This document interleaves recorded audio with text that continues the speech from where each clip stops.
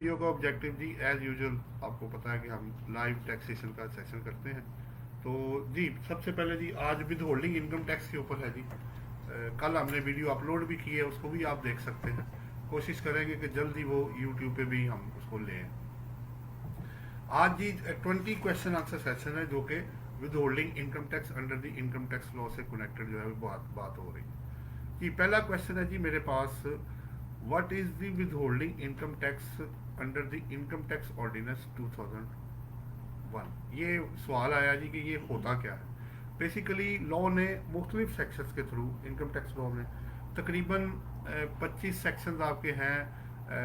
आपके शुरू होते हैं 148 से लेके 169 तक, और उसके बाद 231 से लेके 231 ए से लेके तो 236 वाई तक वो जाते हैं। वो 27 वो है।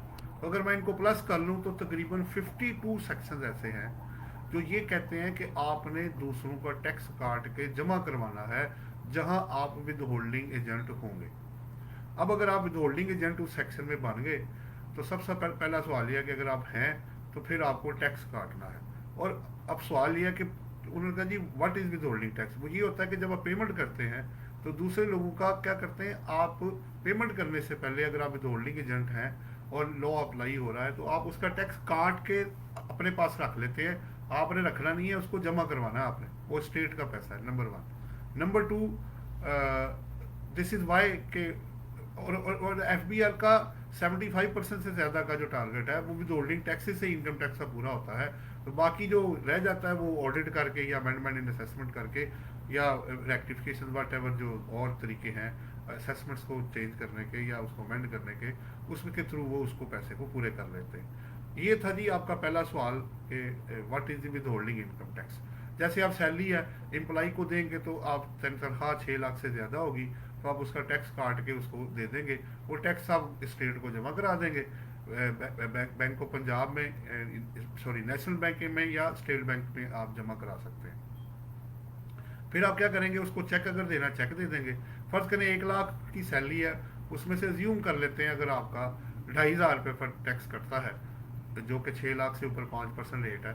तो आप यानी 1 लाख में से अगर 2,500 माइनस कर दें तो 97,500 का आप चेक देंगे उसको, और 2,500 का चलान आप उसको जो CPR होगा आप जमा करा के उसको दे देंगे। तो 1 लाख रुपये आपका पूरा हो जाएगा। जब आप रिटर्न फाइल करेंगे तो ऑब्वियसली आप उसको 30,000 लाइबिलिटी निकालेंगे, उतना ही वो कटा होगा, उसका क्रेडिट आपको मिल जाएगा। ये विद होल्डिंग इनकम टैक्स होता है जो आपने ड्यू डेट से यानी रिटर्न के फाइल होने से पहले पहले सबसे जो जब जब पेमेंट होनी है काट के जमा कराना। दूसरा सवाल है why WHT is deducted on various payments.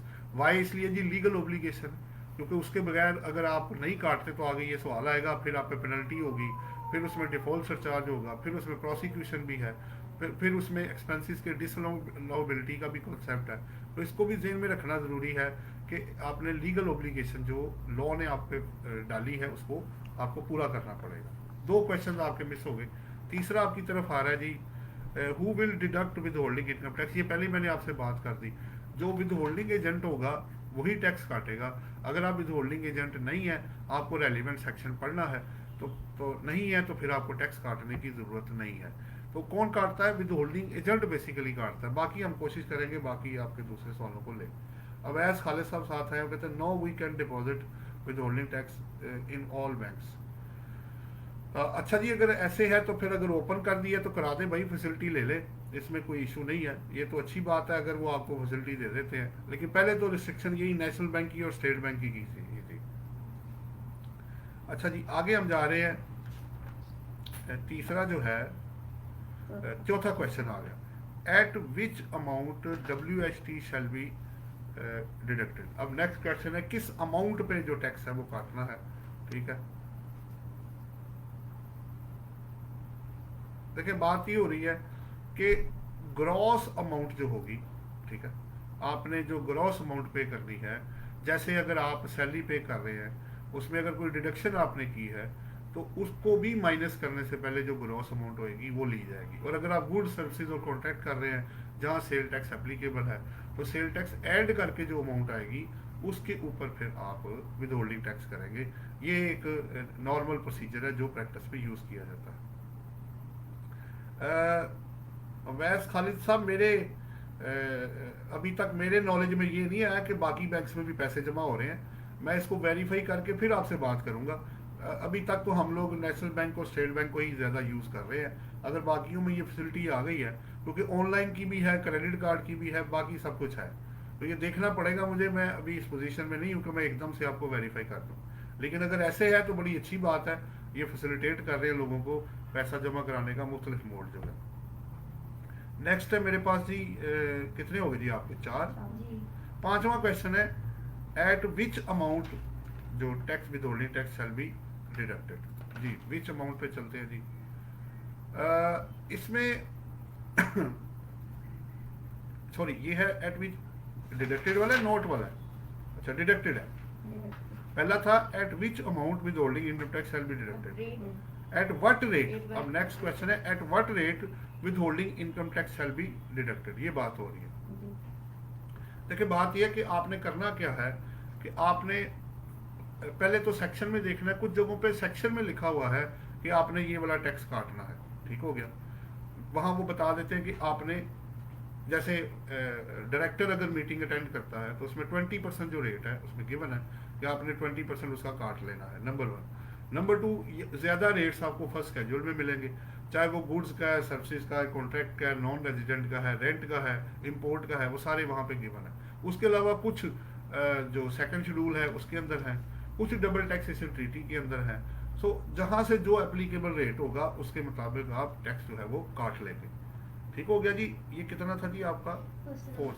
5 हो गया। 5, ठीक है। आपका यहाँ तक क्वेश्चन तो नहीं मिस कोई? हाँ जी, ठीक है जी। 5 क्लियर है। अच्छा, नेक्स्ट आ रहा है, when with holding income tax shall not be deducted. ये एक जरा डिफरेंट क्वेश्चन है कि कब उसका टैक्स जो है वो नहीं काटा जाएगा, उसकी बात होने लगी है। देखें, इसमें 2-3 पॉइंट्स आपको ध्यान में रख रहे हैं।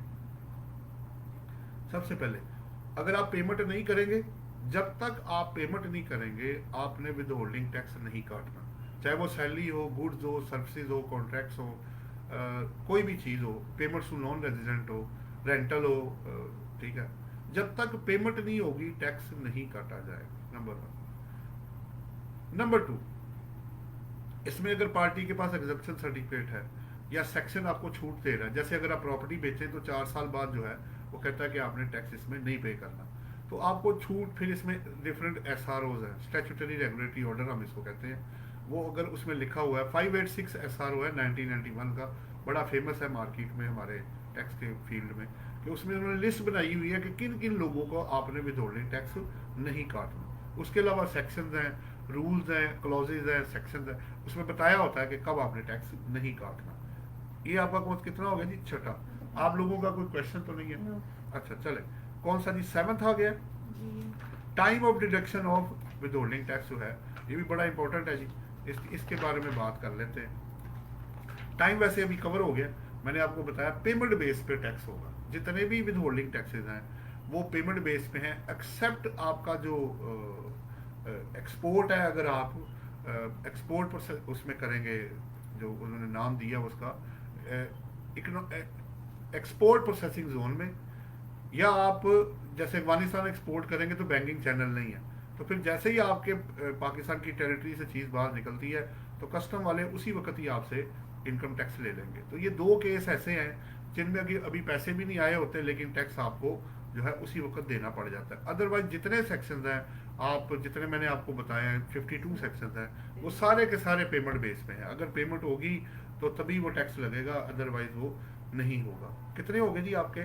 7। आप लोगों का कोई क्वेश्चन तो नहीं है? चलें, नंबर 8 है जी। 8 मेरे पास है, when withholding tax deducted shall be deposited.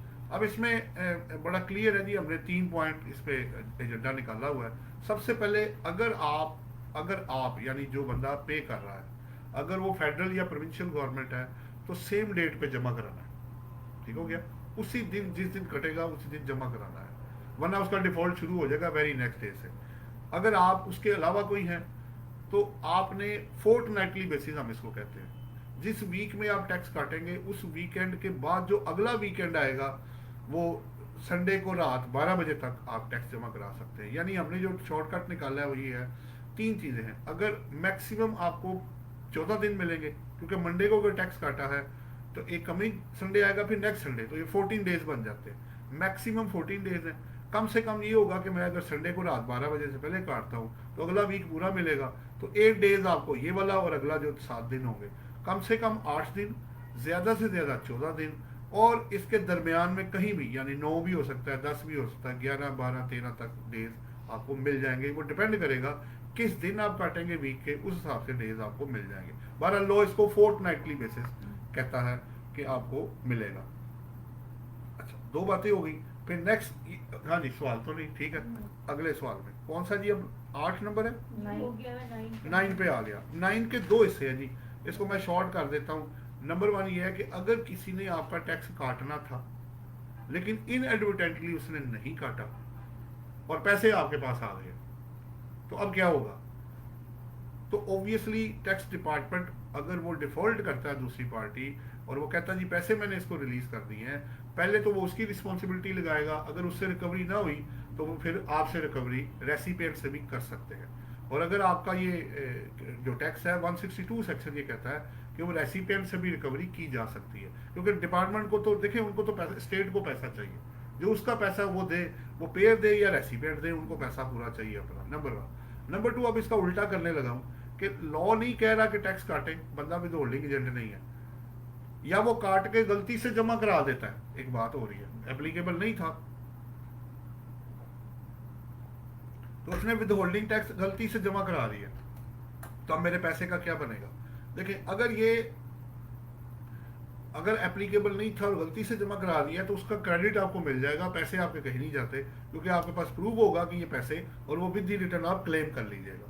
ये आपका जी 9 नंबर भी ओके हो गया, ठीक है। 10 नंबर है जी, अभी आ रहा है आपकी तरफ, और वो है व्हाट इज दी,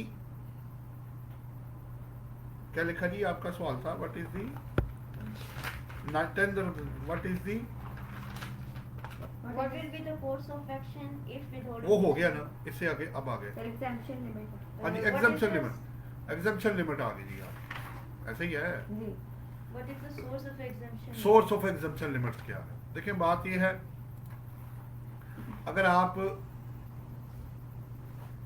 कुछ चीजें सेक्शंस के अंदर लिखी हुई हैं, कुछ फर्स्ट शेड्यूल में लिखी हुई हैं, कुछ सेकंड शेड्यूल का जो एग्जम्पशन वाला है उसके अंदर है, कुछ रूल्स में है,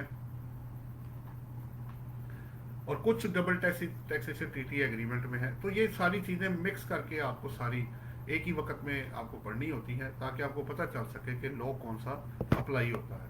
जैसे मैं आपको 2 मिसालें दे देता हूँ। अगर सैलरी वाला केस है तो आप कहते हैं 6 लाख रुपए तक 0% है, तो वो फर्स्ट शेड्यूल में सैलरी के रेट्स में गिवन है, स्लैब रेट। अगर आप देखना चाहते हैं कि मैंने गुड्स की पेमेंट करनी है तो कितनी मैं पेमेंट करूं कि मेरे ऊपर टैक्स ना लगे, यानी मुझे विथहोल्डिंग टैक्स ना काटना पड़े, ये मैं कहना चाह रहा हूँ। तो अगर आप गुड्स में 75,000 तक पेमेंट करेंगे एक पार्टी को 1 साल में, तो टैक्स नहीं आपने काटना। और सर्विसेज में 30,000 है, 1 साल में एक पार्टी को अगर आप इतनी पेमेंट करते हैं तो आप इतने के अंदर अगर कर दें या बराबर कर दें तो आपको विथहोल्डिंग टैक्स काटने की ज़रूरत नहीं। ये एग्जम्पशन लिमिट की बात हो रही है, बाकी चीज़ें अगर एग्जेम्प्ट है तो वो अपनी जगह पे रहेंगी। Sir, services में 30,000 Okay. ये 1 जुलाई 2018 से हुआ था, यानी टैक्स ईयर 2019 इसका पहला साल था। लिमिट ये पहले 10,000 थी सर्विसेज की, जो बढ़ के चली गई 30,000 पे, 3 से मल्टीप्लाई और हो ये गया। साल में भी एक बार हो, यानी कि एक पार्टी के साथ एक ही बार हो। एक नहीं, अगर एक पार्टी के साथ बार बार भी होगा तो टोटल करना है आपने, अच्छा, ये पूरे साल की लिमिट है। ठीक है।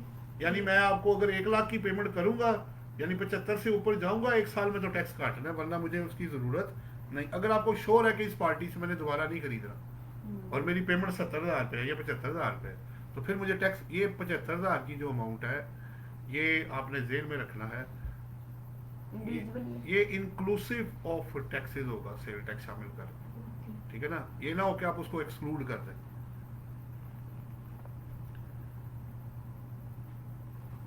तो इसमें एक ही पार्टी का रूल है या डिफरेंट कर सकते हैं? मतलब एक पार्टी में से हाँ जी, आप 10 पार्टी है ना, हाँ 10 जी। पार्टियों को एक- सब में 75,000 हाँ जी, ऐसे ही है, ऐसे ही हर पार्टी वाइज ये चलेगा। ये लिमिट पार्टी वाइज 1 साल में 153 सेक्शन, ये सेक्शन के अंदर अब पहले ना ये लिमिट थी जब 10,000 और था ना 25,000, तो ये SRO के अंदर था। वहां से उन्होंने उसको डिलीट करके तो सेक्शन के अंदर ला के लिख दिया, क्योंकि अल्टीमेटली आहिस्ता आहिस्ता एसआरओ सारे खत्म हो रहे हैं। अच्छा जी 12 हो गए जी। 13 नंबर क्वेश्चन आज का, what is the treatment of withholding tax deducted at source from the recipient point of view. ये नेक्स्ट क्वेश्चन है जी 13 नंबर। अब इशू ये है ट्रीटमेंट के बारे में। अब उसके लिए क्या होगा, जो सीधी बात है, ठीक है।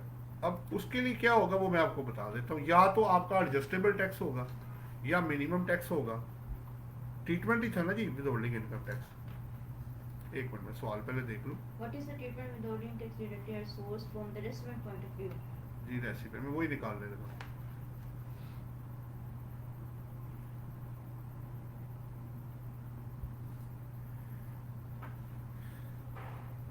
हाँ जी, तो अब या उसके लिए एडजस्टेबल होगा या मिनिमम टैक्स होगा, जारी बात है, या उसका फाइनल टैक्स रजीम है या सेपरेट ब्लॉक है, कुछ ना कुछ तो। बहरहाल सब सूरतों में हमें अल्टीमेटली एडजस्टमेंट तो उनकी मिल जाएगी जितने पैसे हम उनको जमा करवाएंगे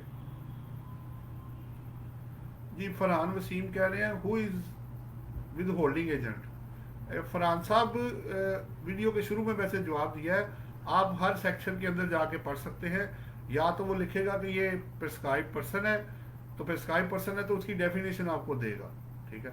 और दूसरी बात यह कि अगर सैलरी लेंगे तो कहेगा हु इज रिक्वायर्ड टू पे द सैलरी। तो ये दोनों चीज़ें मुख्तलिफ है। आप उस सेक्शन को पढ़ेंगे तो आपको पता लगेगा। फिर वो सवाल कर रहे हैं sir cash withdrawal from bank limit for with holding tax. ये तो फौजिया अली मिस आ गई हमारे साथ, वो कह रही है sir cash withdrawal from bank limit for with holding tax. देखिए उन्होंने दी थी आपको 50,000 रुपये लिमिट थी, ठीक है। अगर आप इसमें लॉ इन्वेंट हो गया कि अगर आप ATL लिस्ट में हैं तो ये टैक्स अब ऑनवर्ड नहीं काटा जाएगा। बाकी अगर 50,000 के अंदर है तो फिर आप कर सकती हैं, उस पर भी होल्डिंग टैक्स नहीं होगा। लेकिन वो तमाम बैंकों को जमा करना पड़ेगा। एक दिन में जो ट्रांजेक्शन आप करेंगी वो तमाम बैंकों को जमा करके। और रही बात नॉन फाइलर की, तो लिमिट तो 50,000 रुपये की है, ठीक है, वो अपनी जगह पे है। मिस फौजिया मुझे उम्मीद है आपको जवाब मिल गया होगा। कोई और सवाल हो तो आप कर लीजिएगा। अच्छा, मैं बता रहा था कि जो विद होल्डिंग टैक्स है बेसिकली वो क्या करेंगे आप, या एडजस्टेबल होगा, non adjustable, FTR, minimum tax, separate block, या एडजस्टेबल जो भी है आपके पास आ जाएगा। 14 पे चलें जी। हाँ जी मिस, ठीक है, कोई अभी तक सवाल तो नहीं है आपका? हाँ जी मिस, आपका तो नहीं कोई? अच्छा चले। हाँ जी कौन है? फरहान वसीम साहब, अगर आपको जवाब मिल गया हो तो ओके कर दें, और मिस फौजिया अगर आपको भी जवाब मिल गया हो तो इसको ओके कर दीजिएगा जी। हमारा 14 नंबर क्वेश्चन है आज का, वो है how amount of income tax shall be computed for withholding income tax in case of imports. सवाल हमारा ये है कि इम्पोर्ट पे इनकम टैक्स कैसे कैलकुलेट किया जाता है। देखिए इसमें ना 3 हिस्से आपको करने पड़ेंगे।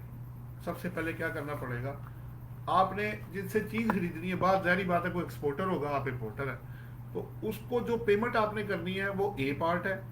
B में ड्यूटीज एंड टैक्सेस आपने स्टेट को पे करने हैं, वो B पार्ट है। और जो C पार्ट है आपका क्लियरिंग एंड फॉरवर्डिंग चार्जेस है।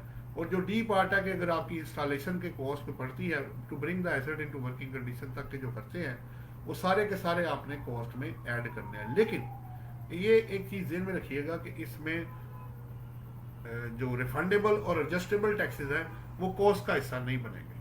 अब रही बात वैल्यू की, तो कैसे निकलेगी? सबसे पहले डिक्लेयर्ड और assessed value whichever is higher, उन दोनों में से हायर वो लेंगे कस्टम वाले, उस पर कस्टम ड्यूटी अगर एप्लीकेबल है वो चार्ज करेंगे। फिर कस्टम ड्यूटी को ऐड करके जो वैल्यू आएगी उस पर फिर वो सेल टैक्स ऐड करेंगे अगर एप्लीकेबल होगा। फिर अगर इनको ऐड करके जो अमाउंट आएगी उसमें जितने भी नॉन एडजस्टेबल और जो आपके नॉन रिफंडेबल टैक्सेस हैं वो जमा किए जाएंगे, जो भी हुकूमत ने स्टेट ने उस वक्त लगाए हुए हैं। तो फिर जो वैल्यू आएगी उसके ऊपर फिर इनकम टैक्स कैलकुलेट किया जाएगा। इसको लॉ वर्ड यूज करता है एड वैल्यूयम बेसिस, कि जो जो ऐड होता जाएगा वो ऐड करके उस पर जो है वो ऐड करके फिर उस पर टैक्स लगाया जाएगा। ये आपका, आपने कोई सवाल करना मिस, मैं या आगे चलूं? हेलो सही, दोबारा बता दें ऐड वाला। ऐड वैल्यूम का मतलब कि जो चीज ऐड होगी वो ऐड होती जाएगी, फिर ऐड करके टैक्स आगे। इसको ना आप वैल्यू एडेड टैक्स भी कहते हैं। जो बंदा वैल्यू ऐड करता जाएगा, ठीक है, जितनी वैल्यू ऐड होगी वो ऐड करके उस पर टैक्स कैलकुलेट करेगा। ये बात हो रही है जी। अच्छा जी, आगे चलें जी। नेक्स्ट है जी मेरे पास 15 नंबर क्वेश्चन है आज का। वो है what is the frequency to file withholding income tax statement जो है विद दी एफबीआर। देखिए बात यह है, जो 1 जुलाई 2020 आपका आया है, जो शुरू हुआ है, अब आप मार्च 2021 में बैठे हुए हैं, तो आपने क्या करना है कि एक quarterly statement with holding file करनी है और फिर एक एनुअल फाइल करनी है। ये फ्रीक्वेंसी है जो कि विद होल्डिंग इनकम टैक्स की विद दी एफबीआर ऑनलाइन है, जो मैंने आपको शेयर करना था। साथ ही इससे मिलता जुलता क्वेश्चन है, इसी से कनेक्टेड है कि when with holding income tax statement shall be filed with the FBR. Next question,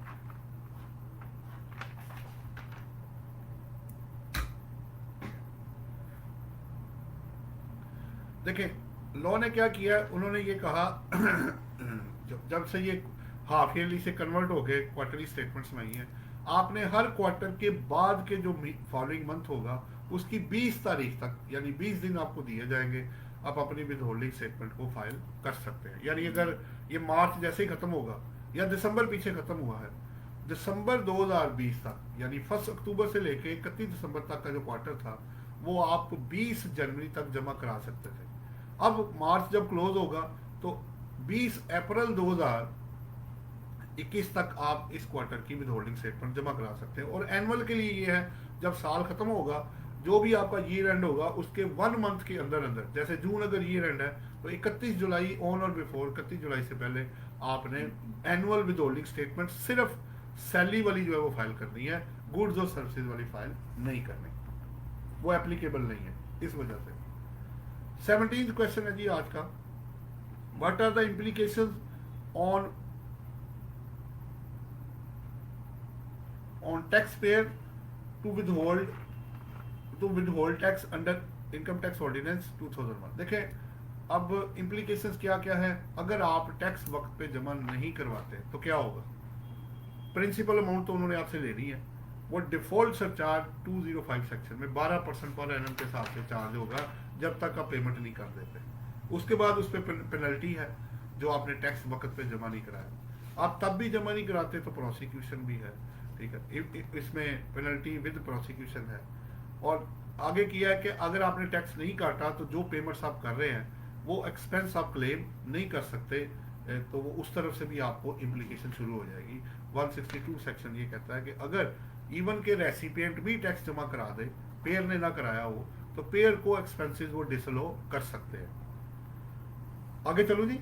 अच्छा जी, 18th क्वेश्चन है जी आज का, what is the legal obligation of A tax payer during the entire tax year. देखें 4-5-6 मोटी चीजें हैं जो उसने लाजमी करनी है। सबसे पहले उसको लोग जब पेमेंट करनी है, टैक्स काटना है, प्रॉपर अकाउंट्स मेंटेन करने हैं, विद होल्डिंग स्टेटमेंट्स अभी मैंने बताया क्वार्टरली और एनुअल फाइल करनी है, एडवांस टैक्स भी जमा कराना है एक जहां एप्लीकेबल है 147 सेक्शन में, और फिर उसके बाद एनुअल रिटर्न्स फाइल करनी है जहां जहां एप्लीकेबल है, और डायरेक्टर्स की रिटर्न अलग होगी, कंपनी की रिटर्न अलग होगी, एओपी की रिटर्न अलग होगी, मेंबर्स की रिटर्न अलग होगी, ठीक है, वो अलग अलग आप फाइल करेंगे। और उसके बाद जितने नोटिस आपको सर्व होंगे उसका आप जवाब देंगे, ठीक है। ये एक होल पैकेज है जो तकरीबन 10 डिफरेंट ट्रांजेक्शन पे कंसिस्ट ऑफ होगा, जो अकाउंटिंग और ऑडिट और इसको टैक्स को कवर करेगा। जी आपका कोई सवाल है या आगे चलूँगा? चले जी आगे। सर हर एक के मेंबर्स की और बाकियों की सबकी डिफरेंट होती है।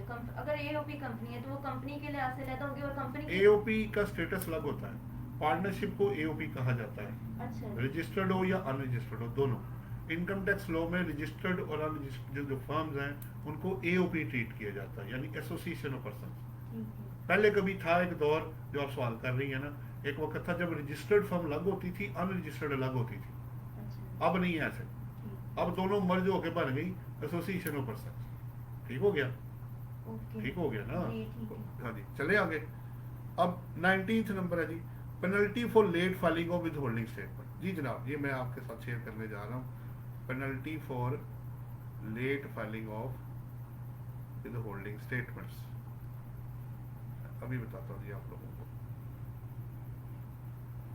इसमें बड़ी अच्छी चीज़ है, उन्होंने कहा है कि जी अगर आपका टैक्स बनता था और आपने वो जमा करा दिया, एक छूट दी गई है, वैसे पेनल्टी ज़्यादा है, आपको छूट दी गई है कि अगर आपने टैक्स काट के जमा करा दिया, विद होल्डिंग स्टेटमेंट नहीं फाइल की, तो ड्यू डेट के 90 डेज के अंदर अंदर आप जमा करा दें तो सिर्फ 5,000 रुपये पेनल्टी पड़ेगी आपको। ठीक हो गया, नंबर 1। लेकिन अगर आपने और केसेस है, यानी टैक्स भी नहीं जमा कराया हुआ, स्टेटमेंट भी नहीं जमा कराई हुई, तो फिर 2500 रुपीज़ पर डे के हिसाब से आपको पड़ेगा।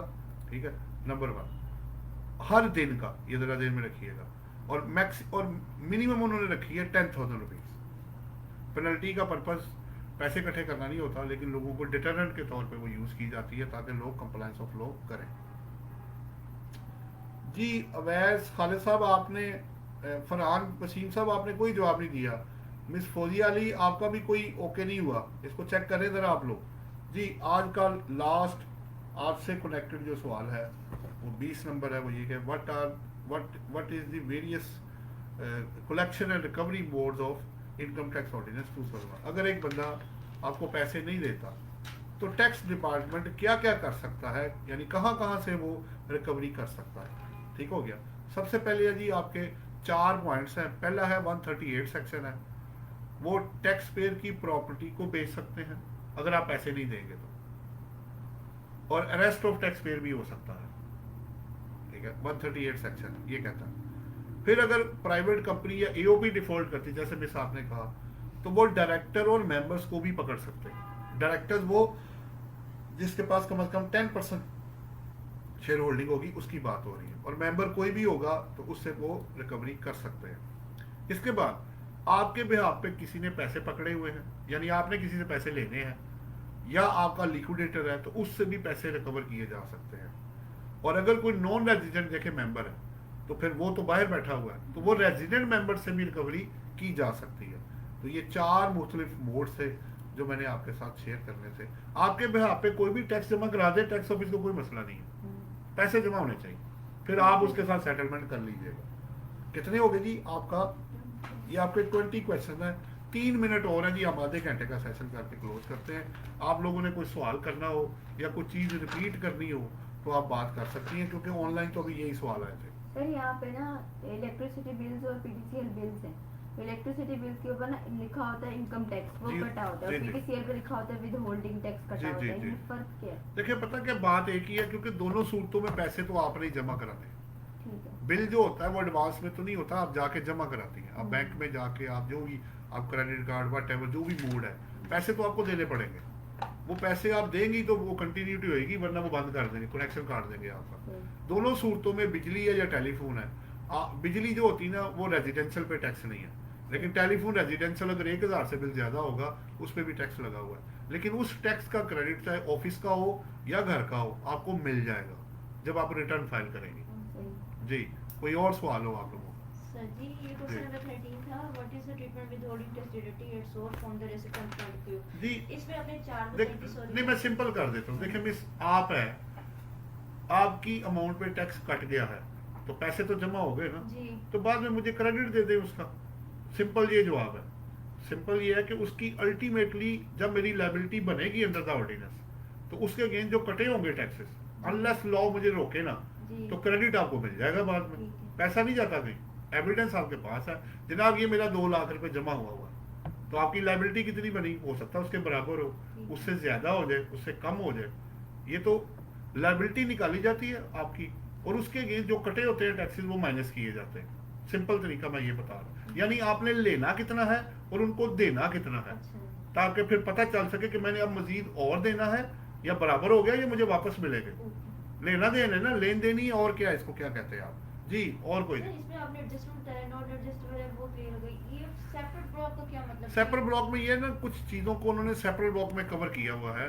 जैसे आपका जो रेंटल इनकम है फिलहाल ये सेपरेट ब्लॉक के अंदर कवर्ड है, यानी इस पे अच्छा, इसकी ये। ग्रॉस रिसीट पे टैक्स ठीक है, लगेगा, ठीक है। ब्लॉक सेपरेट है इसका। ठीक है। जी और जी मिस फौजिया अली का सवाल आ गया जी, वो कहती हैं गॉट इट। ये भी सवाल ले ले आप लोगों के लिए, सबके लिए फायदा हो जाएगा। Sir one more question sir, single member company के लिए एनुअल रिटर्न के साथ ऑडिटेड अकाउंट फाइल करना जरूरी है, ठीक है sir. Please share section reference where law demands audited account और company return. Miss Fauzia Ali, आप ना रूल 73 पढ़ेंगी और साथ आपको 34 रूल है इनकम टैक्स रूल्स 2002 का। तो आपके सवाल का आपको जो जवाब है वो मिल जाएगा, तो आप उसको देखें। उसमें उन्होंने लिखा हुआ है कि जो कंपनी है, चाहे वो उसने वर्ड सिंगल मेंबर नहीं यूज़ किया, उसने वर्ड यूज़ किया कंपनी। अब कंपनी सिंगल मेंबर भी कंपनी की डेफिनेशन में शामिल है। अगर आप कंपनी की रिटर्न फाइल करेंगी तो आपको किसी भी जो कंपनी हो, अगर चाहे प्राइवेट है, लिस्टेड है, अनलिस्टेड है, ऑडिटेड अकाउंट साथ फाइल करना लाजमी है। हाँ, मैं एक चीज़ आपको शेयर करता चलूँ, कुछ जगहों पे SECP ने छूट दी हुई है कि अगर आपका 10 लाख रुपए तक या 5 लाख रुपए तक पेड अप कैपिटल है तो ऑडिट कराना लाजमी नहीं है। लेकिन इसका डायरेक्ट क्लैश आएगा इनकम टैक्स के साथ, क्योंकि इनकम टैक्स में ऐसी कोई छूट नहीं है। वो आपसे ऑडिटेड अकाउंट्स ही मांगेंगे और आपको चार्टर्ड अकाउंटेंट से या रेलिवेंट जो भी आपका ACM में आप अगर उसमें फॉलो करते हैं तो ऑडिट करा के आपने अकाउंट जो है वो उनको देने हैं। मुझे उम्मीद है मिस फौजिया अली आपको जवाब मिल गया होगा। कोई और सवाल हो तो आप कर लीजिएगा। जी जनाब, टाइम इज रनिंग शॉर्ट। कोई अगर आपके पास क्वेश्चन और है तो आप करें, वरना इसको क्लोज करें। हाँ जी, ठीक हो गया जी, ठीक है। अब मैं फाइनली देख लेता हूँ कि कोई और अच्छी चीज़ हो तो वो शेयर कर लेते हैं, वरना ये क्लोज है। या कोई और क्वेश्चन आ गया तो, वरना क्लोजिंग की तरफ हम जाएंगे।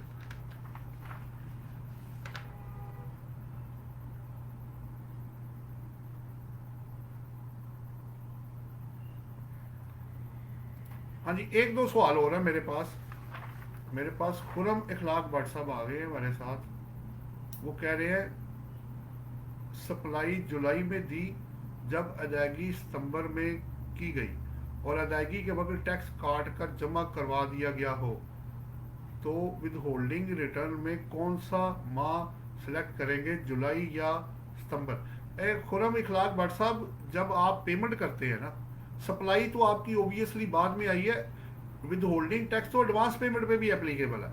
आपने जब पेमेंट की थी टैक्स उस वक्त आ गया था। आप सप्लाई का महीना अलग रखें, आपने एडवांस पेमेंट उसको शो करना है। ये सितंबर में अगर आपने पेमेंट की थी, आप कह रहे हैं कि जुलाई में दी, जब अदायगी सितंबर में की गई, आपने सप्लाई जुलाई में दी है, पेमेंट जब आएगी तब आपका विद होल्डिंग टैक्स जो है उसके अंदर आएगा, उससे पहले नहीं आएगा। जी जनाब, खुरम इखलाक भट्ट साहब, मुझे उम्मीद है आपको जवाब मिल गया होगा। और मिस फौजिया अली कह रही हैं जी जज़ाकल्लाह साहब। चले मिस, अच्छी बात है, मतलब आप लोग सवाल करते रहे, नॉलेज शेयर होता रहेगा। अच्छा जी, मैंने आपको सवाल एक अभी दिया है, वो ये है कि अभी मैंने किया था आपसे, क्या था वो, क्योंकि दूसरे, हाँ जी, अगर मैं, बड़ा अच्छा सवाल हमने बनाया हुआ है तो आप लोगों की नॉलेज पर्पज के लिए वो 4-5 ऐसी चीज़ें शेयर कर लेते हैं विदाउट राइटिंग, कुछ भी वीडियो में आपको मिल जाएगी चीज़। हमारा सवाल ये है, अगर मेरे पैसे, अब गौर से सुनना, अगर स्टेट के पैसे मेरी तरफ निकल आए, मसलन मैं 1 लाख में नहीं जमा करा सका, 50,000, 10,000 वट एवर, तो क्या वो मुझसे कैसे रिकवरी करेंगे? वो 12% पर एनम के हिसाब से है। और ज़रा अपनी आंखें, कान और दिमाग अब आप लेडीज ज़रा खुली रखना कि इसका जो रेट है ना, वो जानबूझ के इंटेंशनली बैंक के रेट से ज़्यादा रखा जाता है, क्योंकि लोग ये ना हो कि वहाँ जमा करा के वहाँ से रिटर्न लेना शुरू कर दें।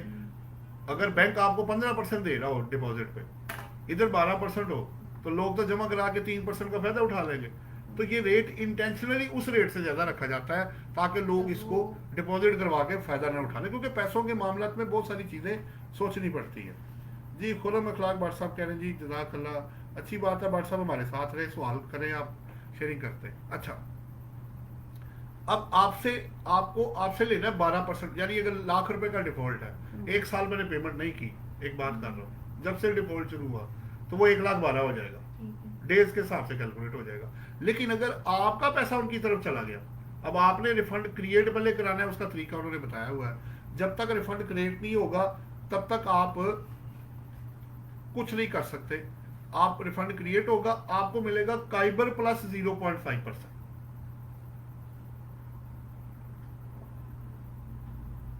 ठीक हो गया जी? आप लोगों का कोई क्वेश्चन तो नहीं है? आगे चले। ये भी इंफॉर्मेशन आपके पास आ गई कि अगर उनका पैसा मेरी तरफ निकले तो क्या होगा, और मेरा अगर निकले उनकी तरफ तो क्या होगा। आप एडजस्टमेंट भी कर सकते हैं, कुछ जजमेंट्स अलाउ करती हैं, आप आपस में एडजस्ट कर दें, तो आप उसका फायदा ये होगा कि आपको डिफॉल्ट सरचार्ज, मसलन मैंने पिछले सालों में 2 लाख लेना है, अब मेरी तरफ 50,000 की डिमांड निकल आई है, तो मैं कहूँगा जी उसके अगेंस्ट एडजस्ट कर दें, आप खत्म करें ना बात को। अच्छा जी, फिर मैंने आपको कराना है, अब कॉमन इश्यूज क्या है विद होल्डिंग स्टेटमेंट्स में, आपको जिनको जेल में रखना है। नंबर 1, या तो लोग टैक्स नहीं काटते, काटते हैं तो गलत काट लेते हैं, जब पूरा काटते हैं तो जमा नहीं कराते, विद होल्डिंग स्टेटमेंट नहीं फाइल करते, उसकी टाइमिंग आउट कर देते हैं, उसकी फीडिंग सही नहीं करते, ठीक है। और अल्टीमेटली इसमें रिपोर्टिंग ये होती है कि जिसका नहीं करता वो भी रिपोर्ट करना होता है, और जिसका करना होता है वो भी रिपोर्ट करना होता है। अब लोग अक्सर क्या करते हैं, कुछ लोग क्या करते हैं, जिनका काटना होता है सिर्फ वो रिपोर्ट कर देते हैं, बाकी रिपोर्ट नहीं करते, वो फिर बाद में रिकंसिलिएशन आपसे मांगेंगे, वो आपको देनी पड़ेगी। अच्छा जी, मैं और कोई देखूं,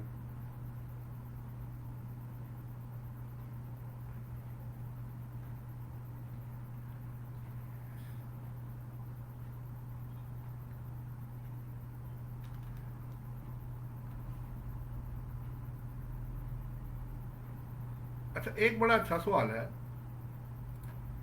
जो मैं आपसे शेयर करना है कि विद होल्डिंग टैक्स की रिकवरी, यानी ये जो पैसा किसी की तरफ निकालना है या ऑर्डर करना है, ये कब तक हो सकता है। मैं आपको कब तक पूछ सकता हूँ इसके आपने पैसे नहीं जमा करवाए, या मुझे आप इसकी विद होल्डिंग की असेसमेंट करवाए 161 में, टाइम लिमिट कोई नहीं है, किसी भी पिछले साल का केस वो रीओपन कर सकते हैं, क्योंकि वो कहते हैं ये असेसमेंट नहीं है, ये रिकवरी है। ये किसी की तरफ भी अगर निकालना हो, इसमें लॉ ने, सुप्रीम कोर्ट ने जजमेंट्स दी हुई हैं कि इसके ऊपर आप पे टाइम लिमिटेशन जो है, या हाई कोर्ट की जजमेंट्स भी हैं, ट्रिब्यूनल की भी, इस पे टाइम लिमिट जो है वो अप्लाई नहीं किया जाता, नंबर 1। नंबर 2, लेकिन अमूमन क्या होता है प्रैक्टिस में कि टैक्स डिपार्टमेंट 6 साल से पीछे नहीं जाता, क्योंकि 174 सेक्शन ये कहता है कि 6 साल से ज्यादा का रिकॉर्ड रखना नहीं। फिर लोग कहते हैं जी जब आपने खुद कहा कि रिकॉर्ड नहीं रखना, तो लोग कहते हैं जी वो असेसमेंट के लिए था। तो प्रैक्टिस यही है मार्केट में कि जनरली वो 6 साल से पीछे नहीं जाते, वो इसके अंदर ही आपसे रिकॉर्ड ले लेते हैं। लेकिन लॉ उनको एम्पावर कर रहा है, ये मैं आपको बड़ा क्लियरली आपको बता दिया गया। अच्छा, एक बड़ा अच्छा सवाल है, वो ये है कि आप अगर देखिए, एक पेमेंट वो हो गई जो पाकिस्तान के अंदर है, नॉन रेजिडेंट की पेमेंट 152 में कवर्ड हो गई, वो भी आ गया। अगर आप फाटा पाटा जो अब मर्ज हो गया केपीके और बलोचिस्तान के साथ, उस एक तो ट्रांजैक्शन है वहां करें, एक ट्रांजैक्शन पाकिस्तान में करें, और एक आपस में करें, तो तब क्या होगा। अगर तो आप प्योरली फाटा पाटा जो मर्ज हुआ है इसमें केपीके के साथ और बलोचिस्तान के साथ, उसमें अगर ट्रांजैक्शन करेंगे तो वो तो एग्जेम्प्ट है 2023 तक के लिए, उनको एग्जम्पशन दी गई है, नंबर 1। क्योंकि वो ओबियसली अभी पाकिस्तान के ज्यूरिसडिक्शन के अंदर उन्होंने उसको बना तो दिया है, कॉन्स्टिट्यूशन में उसका हिस्सा पाकिस्तान का तो बना दिया है उन्होंने, लेकिन अभी उनको एग्जम्पशन दी गई है विद होल्डिंग टैक्स से 2023 तक, ठीक है। अब अगर आप यहाँ से पेमेंट करेंगे तब भी विद होल्डिंग से उनको छूट दी गई है, अगर वो अंदर अपने रह के ट्रांजेक्शन करते हैं वो भी एग्जेम्प्ट है।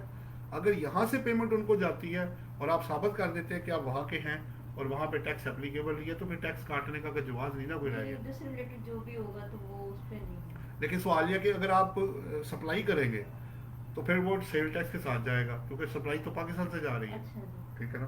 कुछ चीज़ें इधर उन्होंने, ये दोनों चीज़ें अलग अलग है ना, ठीक है। इसको भी देखा हमने कि अच्छा यार इसका क्या करना है।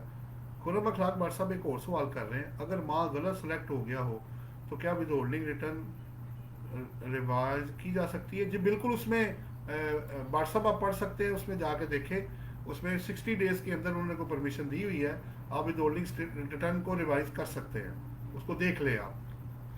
जी जनाब, आप लोगों का मैं और देख लूँ, कोई और नहीं है तो मेरी तरफ से क्लोज हो जाए। फिर आज़ाद जम्मू कश्मीर को भी, आज़ाद जम्मू कश्मीर ने अब इनकम टैक्स लॉ पाकिस्तान का अडॉप्ट किया हुआ है, लेकिन वो अपने स्टेट को टैक्स पे करते हैं। आपको पता है उनके गवर्नर भी अलग हैं, उनका सारा कुछ उन्होंने बनाया हुआ है, वो एफबीआर के अंडर नहीं आते हैं। इसके अलावा अगर आप कुछ लोगों, अमूमन ये प्रैक्टिस है, एयर कैरियर मतलब एयर टिकट्स वाले, पेट्रोलियम प्रोडक्ट्स वाले कैरी जो गुड्स में एजेंट शामिल होते हैं, अगर एजेंट होगा तो एजेंट की कमीशन का क्या बनेगा। तो इसमें 43 क्लॉज है जो एग्जम्पशन देता है इन कमीशन एजेंट्स को कि उनको आप पेमेंट करेंगे, लेकिन कुछ कंडीशंस को मेट करने के बाद आप उनका टैक्स जो है वो नहीं काटेंगे। छूट दी गई है 43 क्लॉज है, सेकंड शेड्यूल पार्ट 4 का ये क्लॉज है जी, बड़ा इंपॉर्टेंट क्लॉज है ये भी। जी जनाब, अच्छा मैं देखूँ कोई रह तो नहीं गया, मैं फिर ओके करूँ इसको। पेनल्टी जो है वो प्लीज बता हाँ जी, पेनल्टी अभी बताई मैंने आपको। अगर वो 10 मिनिमम 10,000 नहीं, अगर आपका टैक्स बनता था और जमा कराया आपने जी तो फिर 5,000 रुपये मिनिमम पेनल्टी है। ओके मिनिमम 5 लेकिन अगर टैक्स जमा नहीं करवाया और विदहोल्डिंग स्टेटमेंट भी फाइल नहीं की तो 2,500 रुपये पर डे है। ओके फिर केस बदल जाएगा ना, आपको देखना केस ए में आप फॉल करती हैं या केस बी में आप फॉल करती हैं। जिसमें आप फॉल करेंगी उसके मुताबिक आपको पेनल्टी पड़ेगी, 2,500 पर डे और मिनिमम उसका 10,000 होगा। क्यों जी, ठीक है जी, उधर भी सवाल खत्म हो गए। आज के लिए इसको इतना ही रखते हैं, ठीक है जी, ओके करें, ठीक है मिस, चले जी। जी थैंक यू वेरी मच जी, इंशाल्लाह ताला नेक्स्ट वीडियो के साथ आपके साथ मुलाकात होगी। तब तक के लिए इजाज़त दें, अल्लाह हाफ़िज़।